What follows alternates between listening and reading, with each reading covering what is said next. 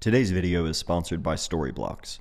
Storyblocks exists to help bring all your stories to life without sacrificing your vision due to time, budget, or resources.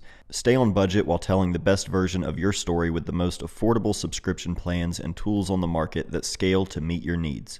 Storyblocks has an ever-growing library of 1 million high-quality stock assets including 4K or HD footage, After Effects and Premiere Pro templates, music, images, sound effects, and more.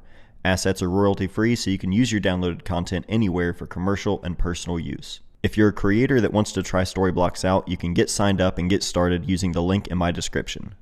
So the more and more I've talked about Friend of Mine, which is my book I'm publishing, which as a matter of fact, it's officially sold out, so thank you so much to everybody that purchased a copy.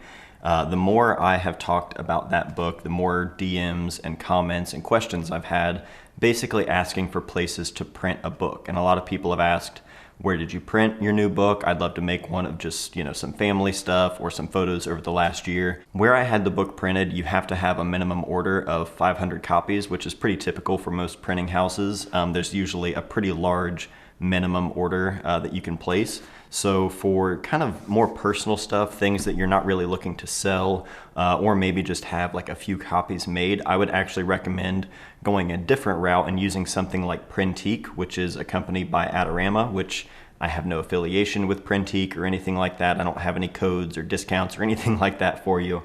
But it's what I used to make this book. This is Nora and Elliot 2020. It's basically a collection of photos I made of my two kids throughout 2020. And the reason I made this book in particular was essentially as a gift for both my mom and Molly's parents as well, just because with everything going on in 2020, they rarely got to see the kids for at least the first half of the year, and if not longer.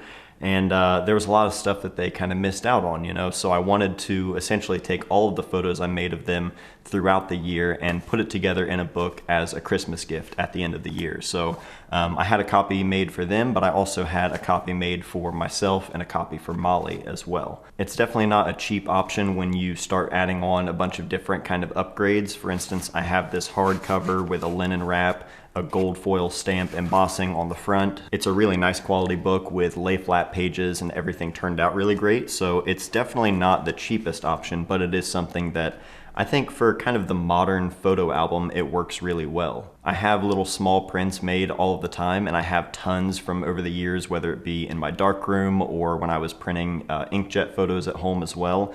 And I like kind of having loose prints in that way. I like being able to kind of just flip through them, pass them around with people when you're getting together with friends and family. But I still think that the photo album has its place, and you can buy a regular photo album, sort of like a scrapbook where you're actually pasting in prints and writing a little bit. But the photographer in me just loves the idea of actually printing a book where it's not interchangeable and it's just its own complete thing. So I thought today we would kind of flip through this book. I can talk a little bit about some of the photos, maybe some stories, but just kind of what I had in mind when I was putting together something like this, so that if you ever want to make something yourself, again, whether it just be for yourself or for a gift, hopefully this can give you a little bit of insight. When it came to laying everything out, I would make occasional pairings, whether it be in the backyard or maybe two photos that were taken kind of quickly together. And I wanted to essentially lay everything out in chronological order to kind of show the whole story of 2020. Elliot with the M6, the kid is surprisingly good with a camera. He's taken a handful of photos that we've actually really liked. I basically zone focus for him so he can just point and shoot, and he always has to use a camera strap. A lot of photos were made in the backyard. That was pretty much where we spent all of our time in 2020. I was insanely thankful we had a backyard where the kids could run around and we weren't cooped up inside. And I think that time in the backyard is kind of what led me to really wanting to pare down my stuff again and just get back to shooting with just my M6 and a couple different lenses.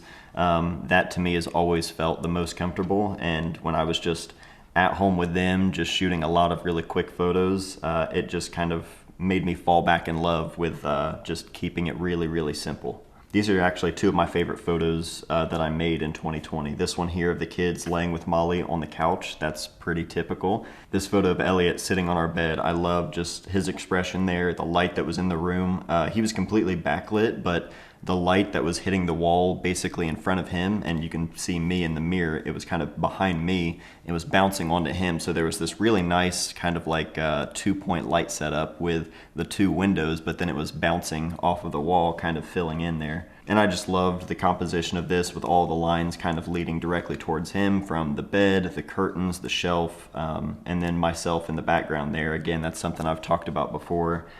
Trying to include myself in any of the photos of my kids that I can. I try to do that. One of the more interesting things about kind of taking these photos on a daily basis of your kids and being around with them all the time, especially at this point where, you know, we weren't seeing anybody else, we were with them 24/7. You really do forget how much they change when you're seeing them every single day. But then going back and looking at all of these photos kind of in order throughout the year, you can just see how much they grow, how much their hair grows, how much they change, more and more of their personality kind of coming out. It's one of those things that you don't really notice, and then one day you're looking at the photos and it really just kind of hits you pretty hard. I love this one here with Nora. The wind was blowing all of her hair in front of her face, and her expression, and then Elliot in the background running, but her shirt there, "Happiness is a mud hole." That was actually my shirt when I was her age, so it's always been cool to watch her and Elliot wear that shirt around in the backyard, which is the same backyard that I grew up in. Which, speaking of that, it's kind of interesting because initially my plan for a personal project this year was to kind of document the last year that we were going to be living in that house, which is the house I grew up in. So there's a lot of history and just kind of nostalgia attached to that house for me specifically. And we had talked about, you know, maybe in 2022, selling the house, buying some land, and staying in this area, but just going somewhere where we have a little bit more space. But now things have definitely changed. If you weren't aware, Molly and I both posted on our social media on Instagram. You can see that we've decided that we're going to separate, which has been sort of a long time kind of coming, and it's sort of been in the works for a long time. So for a lot of people, it seemed really shocking, but that was part of the reason we wanted to kind of openly talk about it on Instagram. So I don't need to get into it all right here, but it's a very good thing. So if you haven't seen it yet, go over to Instagram. You can see the photo and the whole post. And with that in mind, you know, my plan was to make this book kind of documenting our last year as a family in that house. And this book kind of did not exactly what I was wanting to do, but 2020, I guess, will be sort of the final year of all 4 of us together in one house. So I wasn't intentionally making a book with that in mind, but now I'm just looking back at this and I'm insanely thankful that I had already made a book to kind of have something that we can all have as a family, you know, something that we can look back on and, you know, look back on really fondly. So now looking at this book and sort of having, you know, that project, it's less focused on the house. It's really just about the kids, but it's sort of even more fitting because that's where Molly and I are at our best, when we're focusing 100% on the kids. And that wasn't what I had in mind when putting together this book. It was just sort of, you know, one of the years of our lives, one of the craziest years of our life. I wanted to have something that we could all have and be able to look back on and remember fondly. And now it just has even more weight to it. I love this pairing as well. Elliot and Nora, a couple individual photos of them. Elliot just full of excitement, and Nora just kind of looking at me like, all right, take the photo, hurry up. And then the 2 of them together on the opposite page. Yeah, that's one of my favorites for sure.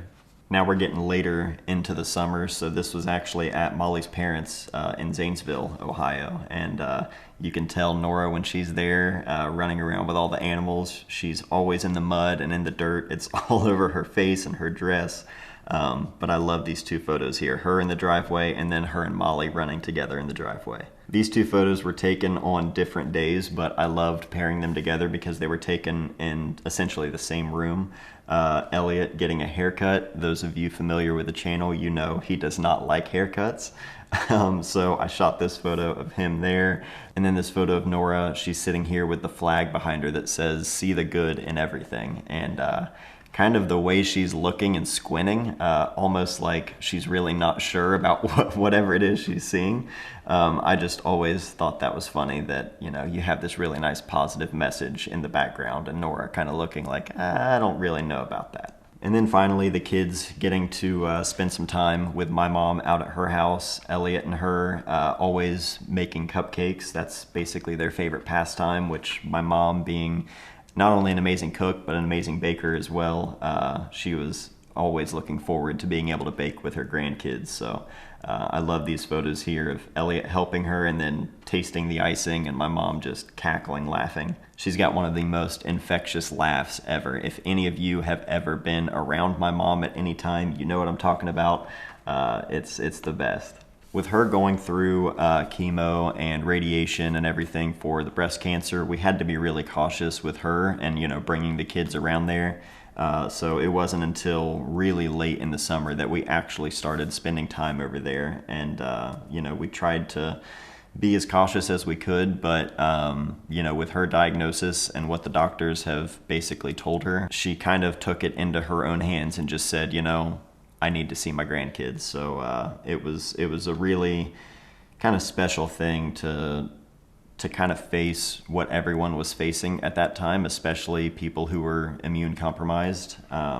But I wouldn't take any of that away for the world, because that was definitely a really, really important time for not only them, but also for her. Kids in the backyard running around at, you know, 10 o'clock at night and basically just using the light from the backyard, little string lights. Some of my favorite photos that I made all summer, though, I tried to experiment with, you know, slow shutter speed as they were running around and, you know, sort of these really high contrast and kind of minimal compositions. This photo of Nora always reminds me of that Sally Mann photo. I think I've talked about it on one of the Some Recent Photographs episodes I did last summer, but I've always loved this one here. And it's rare, but I did manage to get in a couple of photos with the kids right here, and very, very thankful I did.